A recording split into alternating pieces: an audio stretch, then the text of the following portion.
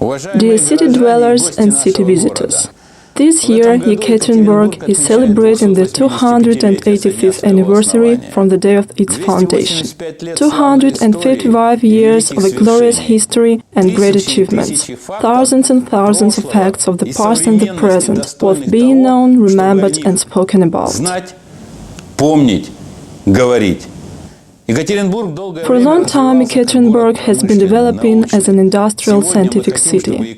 Today, we want Ekaterinburg to become a city for people, a city which is comfortable to live and to work in. The anniversary film, which we call attention to, comprises only a small number of these facts, but it reveals the main thing. The film gives you the keys to understanding your city. It reveals the uniqueness of Ekaterinburg, the city with amazing past and brilliant future.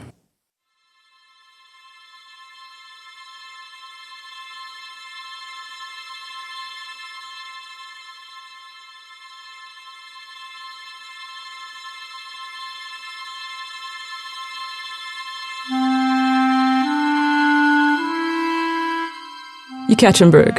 From 1924 to 1991, Sverdlovsk is a city in Russia, the administrative center of Sverdlovsk region and the Ural Federal Area. The population is 1,346,000 people. It's the fourth largest city in Russia after Moscow, St. Petersburg, and Novosibirsk. It is situated on the eastern slope of the Middle Urals on the banks of the Sket River. In the western part of the city, there's a boundary between Europe and Asia. It's a large transport and logistic junction on the Trans-Siberian Highway, and the biggest industrial, cultural, and educational center of the Urals.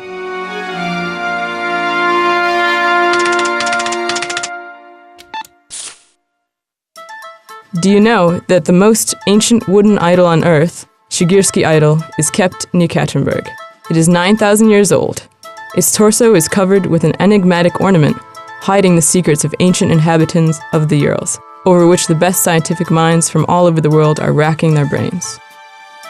The first English machines were made of Ural iron. Demidov's iron protected the building of the English Parliament and Notre Dame de Paris from bad weather.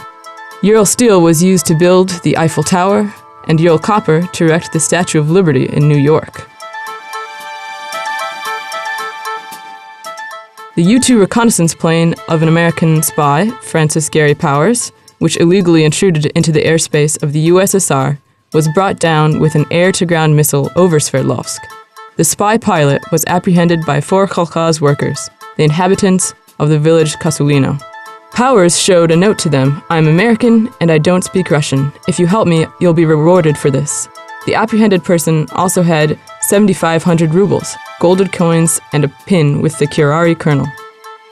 The most famous stepping excavator was manufactured in Ekaterinburg. The creation of a renowned Ural Mosh factory, the gigantic model ESH 100-100, had a bucket 100 cubic meters in size.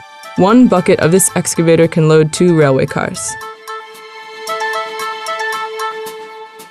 In 1745, a farmer, Yerofey Markov, finds gold under Ekaterinburg, and Ekaterinburg resounds around the world as a new El Dorado. A gold rush comes to the city where gold is almost underfoot. Luxurious mansions and estates are being built. The wedding of Zotov's son and Ryazanov's daughter is considered to be the summit of squander and spree. The wedding lasted for 1 year, offering entertainment, food, and drinks for all comers.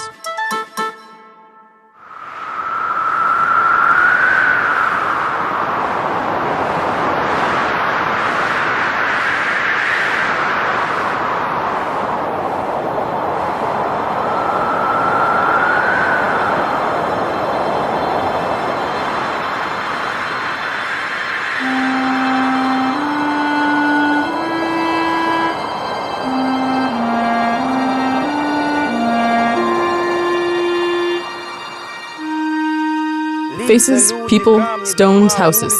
Streets, years, events, facts. Anybody who shows you around the city will be saying what he thinks. You shouldn't expect neutrality and fullness. The city has lived long and experienced a lot. And after that, you will leave taking a set of odd reminiscences with you and the feeling, I've seen this city. However, seeing and understanding are not the same. Here are the keys, a ring of keys. These are the keys to the city. Of course, in a metaphorical meaning.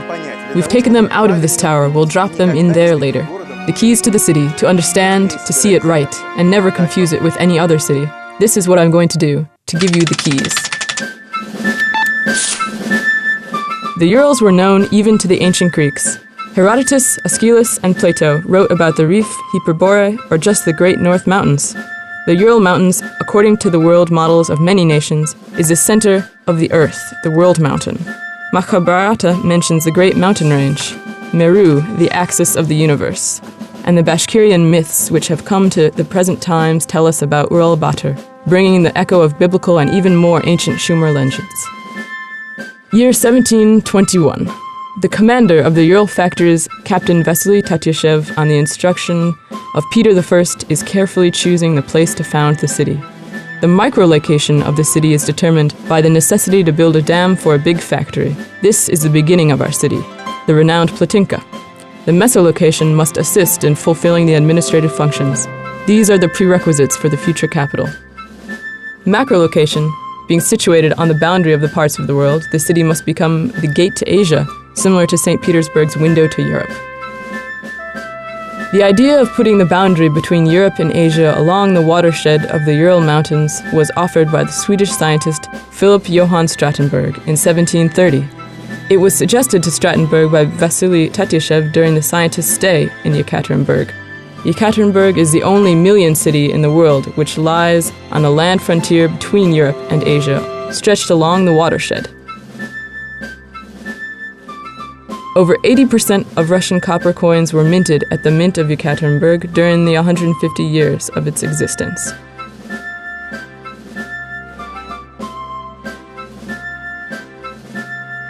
Ekaterinburg is the only city in Russia which in the 19th century had a peculiar status of a mining city, a kind of a state in a state. Within its territory there were its own laws, court, and even its own military force. All these institutions obeyed the god and tsar of the factory area, General Glinka, who in his turn obeyed directly the emperor.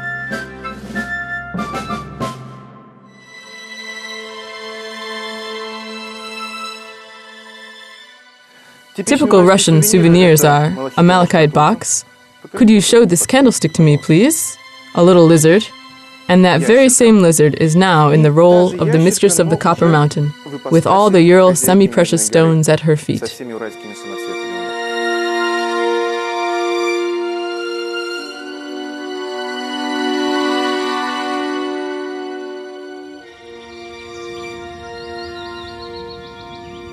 The lad was about uttering a word when suddenly he was as if he'd been hit at the back of his head. Holy Mother, this is the mistress herself. You see, he's heard from the old men that the mistress, that malachite woman, likes philosophizing over the people. She'll give the flower to the person she takes note of, and right away another flower will appear in her hand. A sudden outbreak of genius took place here in Ekaterinburg in 1937. Pavel Petrovich Bazhov, a 56-year-old Soviet journalist who worked much on the ideologically adjusted revolutionary topics, is now expelled from the party, deprived of work, and being almost locked in this very house, suddenly creates the main book of his life, the main book of the Urals, the collected tales, the Malachite box.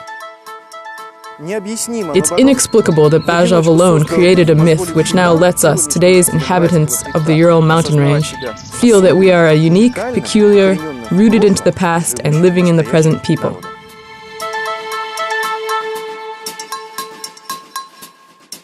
The city is pierced through with the signs of Bazhov's myth. Greece is presented by Homer, Chalkid by Shota Rustaveli. The Malachite box presents to the world the ore Urals, the stone belt, the stone mountain range, the stone bridge between Europe and Asia, between the present and the past. Bazhov is our Ural Tolkien. We suddenly find an ancient history seemingly invented, but now almost real.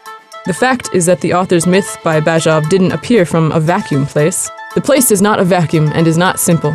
The Russian people, as far back as in the 16th century, determined the borderline according to the stone. This was the name of the Ural Mountains at that time, between Moscowia and Siberia, with the stone in the middle. It's told that there is the only one stone. There's no such stone anywhere else, not only throughout our lands, but also in foreign lands. Nobody has ever found that stone, and the rumor about it is everywhere. But still, this little stone is in our country. Our old men have ascertained that. The keystone, the key of the land, and the origins of this myth are even deeper. The World Mountain, located in the center of the earth. Many nations have considered this model of the world since ancient times. Titishev builds his factory in a non-accidental and already labeled place. Bajov unites folklore, history, geography, and creates a new Ural mythology, offering to the world the Malachite box of the Urals, one of the most unusual places on earth, millennial prehistory of which resumed with the birth of Ekaterinburg. This is the first key to understanding this city.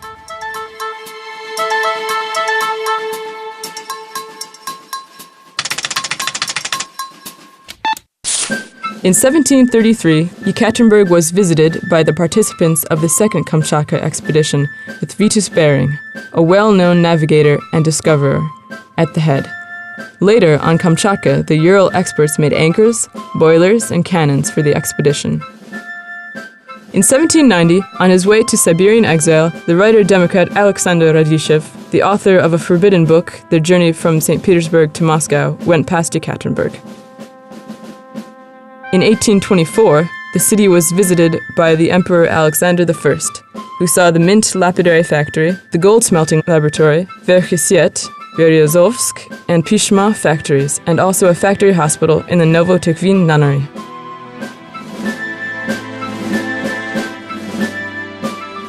In 1829, Alexander von Humboldt came to Ekaterinburg. He was a German scientist, encyclopedist, physicist, meteorologist, geographer, botanist, zoologist, and traveler. Humboldt investigated the allocation of mineral resources and advised how to improve the work on gold and platinum mines. In 1890, Anton Pavlovich Chekhov visited Ekaterinburg on his way to Sakhalin. In 1899, the participants of a scientific expedition with Dmitry Ivanovich Mendeleev at the head visited the city. It's impossible to understand any city of Russia without a key. Most likely, the 21st century is going to be the century of understanding the experiment which took place in Russia in the 20th century. The name of this experiment, of this key to understanding the city, is communism. Thus, Ekaterinburg, Sverdlovsk, Ekaterinburg. A great experiment.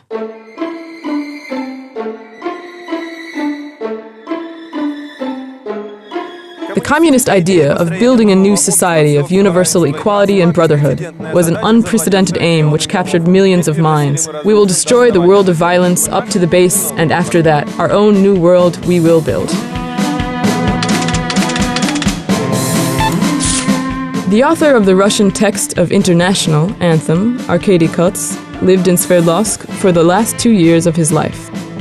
He translated the original French text of International into Russian in 1902, being, as he writes, deeply impressed by the great music. A badly famed house of the mining engineer Ipatiev, where in 1918 the last Russian Emperor Nikolai and his family were shot, has been destroyed. On that place, a 5-domed church has been built. The Church on the Blood. At the entrance, there is a monument to the Romanovs as they were going down the spiral stairs into the basement to be shot. In the ground rooms of the church, there is a spot marking the place where that basement room was, riddled with bullets, with the sign on the wall. At the same night, Balthazar was murdered by his villains. Ganin's pit is an abandoned mine located in the deformed place The Four Brothers, not far from the village Koptyaki, near Ekaterinburg. It's famous for being the place where, after being shot, the bodies of the Tsar Nikolai II and his family were brought to and thrown into the mine. Today at Ganin's pit there is a monastery in honor of Saint Tsar Passion Sufferers, the symbol of repentance of our people in the sin of apostasy, the symbol of rebirth of the Orthodox Church in Russia.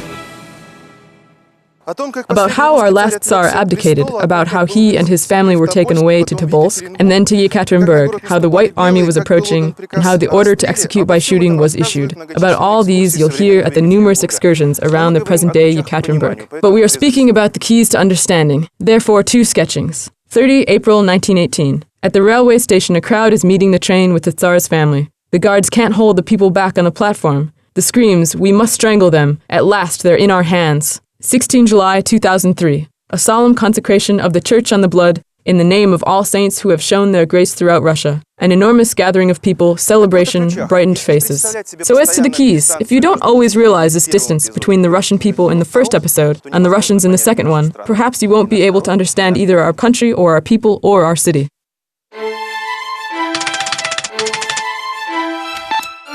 In 1933, after a large-scale building on one of the suburbs of Sverdlovsk, a factory of factories was put into operation, Uralmash, a huge engineering and manufacturing complex capable of producing the machines of any scale and any complexity.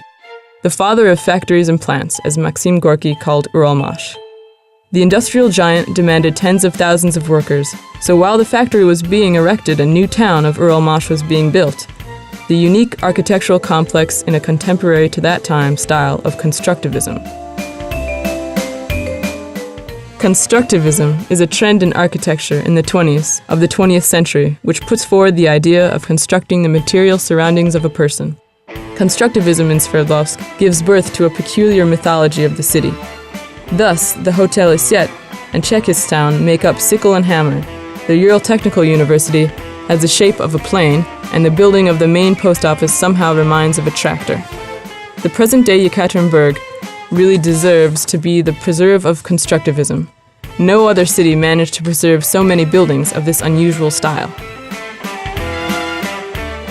In 1928, Sverdlovsk was visited by Vladimir Mayakovsky. Impressed by the large number of gigantic-scale building sites, he writes the following lines. From the snow blinding shine, from the mixed-up branches and needles, suddenly rises with the houses of Sverdlovsk, a new city, a worker and warrior. Half skyscrapers like a forest were raised to wash the evenings in electricity, and close to it, mushroom hole, infernal regions as if the city didn't have today and only yesterday and tomorrow.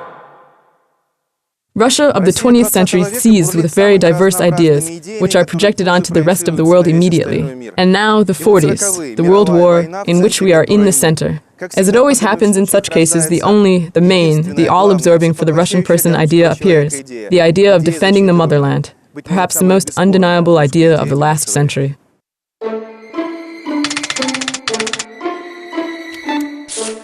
During the years 1941 to 1942, all industrial power was shifted to the east, and the Urals became the largest point of industrial evacuation.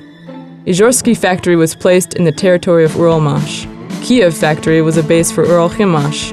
Kiev Red Rubberer and Moscow India Rubber made up the foundation of the Sverdlovsk tire factory. The following factories were evacuated to Sverdlovsk: Optic Mechanical Factory No. 217, today's Ural Optic Mechanical Factory, Kiev Radio Factory, today's NPO Automatics, the machine building factory named after Kalinin, turbine motor factory. As a result, the industrial complex of the Middle Urals has increased industrial production by 7 times. The Hermitage was saved in Ekaterinburg. During the war years, it was accepted and placed here, and 1,117 invaluable displays were saved. Leonardo da Vinci, Raphael, Titian, Rubens, Rembrandt, Velázquez, sculptures by Gudon, Canova, and monuments of the Greek and Roman sculpture. In 1943, the President of the USA, Franklin Roosevelt, on his way to the conference in Tehran, stayed in Sverdlovsk for a whole day. The design office of Bohro-Vitanov, where the first jetliner B-1 was produced, was also evacuated to Sverdlovsk. In August 1941, a squadron leader, Grigory Bakhchivandzhi, was summoned from the battlefront for testing. 27 March 1943. During the regular testing, Bakhchivandzhi, on board of a pursuit plane B-1, made 800 kilometers per hour. At that time, people came close to the sound barrier for the first time, and there was a first victim on the way to its overcoming. Grigory Bakhchivandzhi was posthumously given the rank of the Hero of the Soviet Union.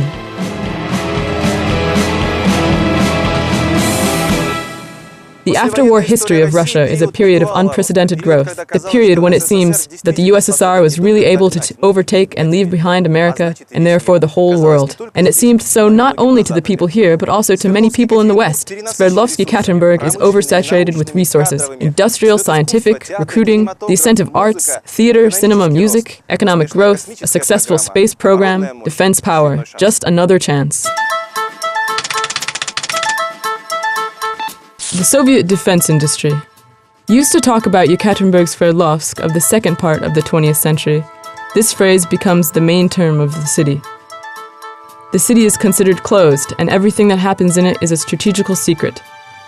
Sverdlovsk becomes the object number 3 in case of nuclear bombing by the force of NATO.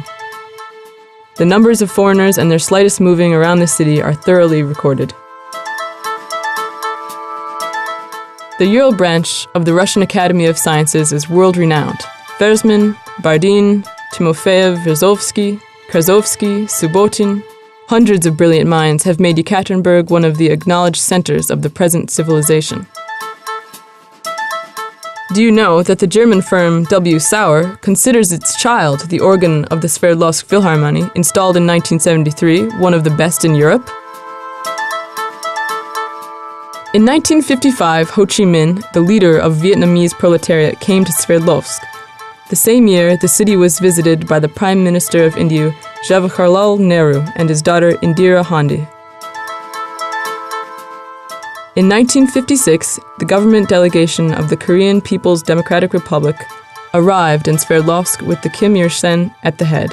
In 1959, a visit of the Vice President of the USA, Richard Nixon, took place. In 1963, Fidel Castro was on a visit to Sverdlovsk. Boris Yeltsin, a world-famous figure. He was born in a village Budka in Sverdlovsk region in a family of farmers.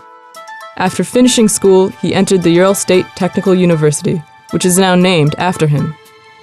As a result of his breathtaking career, finding himself first a secretary of regional committee, the main person in Sverdlovsk region, and then in 1991, the president of the Russian Soviet Federal Socialist Republic, this man, as fate willed, being at the head of a new Russia, put an end to the existence of a Soviet state. So, the great experiment, the second key to understanding this city, finding ideals, their debunking and loss, a spiritual vacuum, and finding new ideals. This is the way of Russia in the 20th century. The fate of the country is concentrated in the fate of one city, Ekaterinburg, Sverdlovsk, Ekaterinburg. Many people search for the key to solve the puzzle of the Russian soul. Probably this key can also be used here. In 2002, according to the International Center of Future Problems Investigation, Ekaterinburg was declared to be one of the 12 ideal cities of the world. The capital of the Urals is on a level with Tokyo, New York, Singapore, Rio de Janeiro, and Stockholm. In 2003, Ekaterinburg was rewarded with the decoration The Glory of Russia for achievements in fulfilling the program of the city services development and also for successful meeting the challenge of the small and middle-scale business. In the years 2002 and 2005, Ekaterinburg was twice a winner of the all-Russian contest of economic growth in Russia, the Golden Rouble, in the nomination The Best City of the Russian Federation, according to the economic indexes among the regional centers of the subjects of federation. All the factory cities in the Urals were built on a dammed-up river. What is a dam? On that side, there is a pond, water, a supply of energy. On this side, there is machinery, wheels, gear wheels set in motion by the water falling down from the top. Here, the energy transforms into the yield. Let's go down inside the dam and have a look.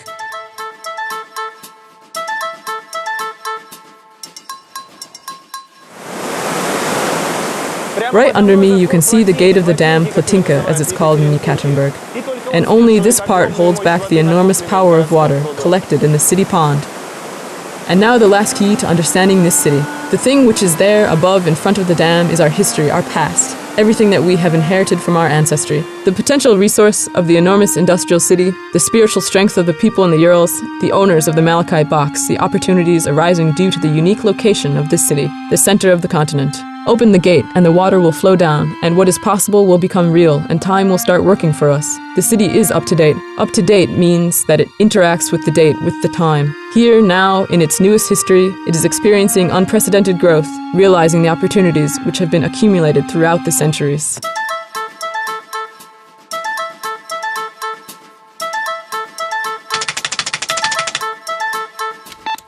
The Consulate Generals of the USA, Great Britain, Germany, the Czech Republic, and France. The consulates of Austria, Bulgaria, Italy, the Visa Application Center of Spain. In total, almost 2 dozens of consulate institutions. The center of the continent, the center of a huge industrial region. International transport and telecommunication connections. All these are undeniable advantages of the city.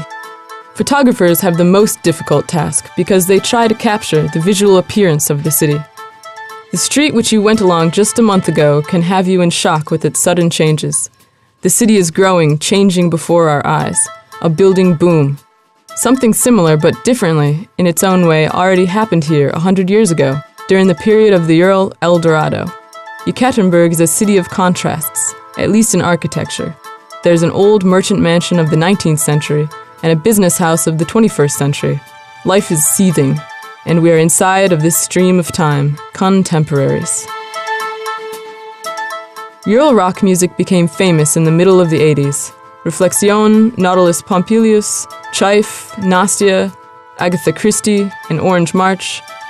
Classical Sverdlovsk rock music has never been ranting and raving, and has shunned heart-boiling, preferring to make music but not to try to self-express in it.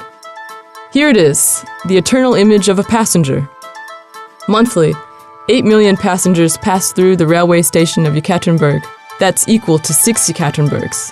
Besides, only in our city can you get on the city train and go several stops, right through the city along the longest railway on the planet, the famous Transsib.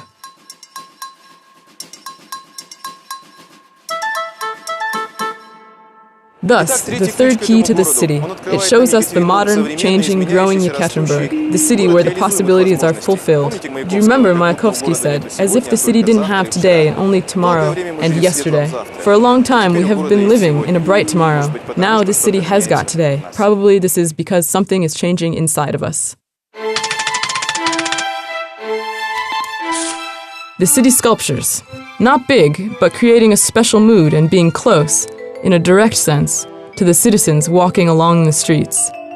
They gain legends quickly. If you rub the finger ring of the banker, you'll certainly become rich. If you touch the bottle of perfume on the hawker's tray, your secret wish will come true. The air gate between Europe and Asia. The international airport Koltsova, the most rapidly developing airport in Russia. Over 30 Russian and foreign airlines connect Ekaterinburg with more than 100 cities of the world, and through the convenient points of change, the international hub airports, with almost the whole planet. Investing into the capital of the Urals, doing business on the boundary of Europe and Asia, is getting easier and more effective. It has already been appreciated by Raiffeisenbank, Société Générale East, Citibank, OB, Auchan, IKEA, McDonald's, Metro, and Ramstore, financial, trade, and industrial enterprises of East and West. And if investors can offer the economy of the city their financial resources, the city is ready to reply to them with rapid development. Ekaterinburg, having been started as a window to Asia, is truly a window today. Now it's a traditional place for holding major international events. In 2003, the Russian-German Summit of the year 2003, the European-Asian Law Congress of the year 2007, the Summit of the Shanghai Organization of Commonwealth in the summer of 2009. The capital of the Urals can hold the largest international events. Ekaterinburg is a city of vast opportunities to spend free time. Even the wide-term industry of entertainment doesn't exhaust its diversity.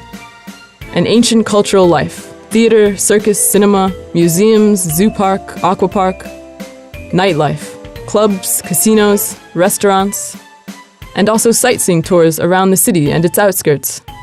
Horse trips, falconry, mountain skiing, renowned Russian baths. Look for what you like, according to your interests, temperament, tastes, scope of view. This unique city on the boundary of Europe and Asia is a bottomless box of opportunities.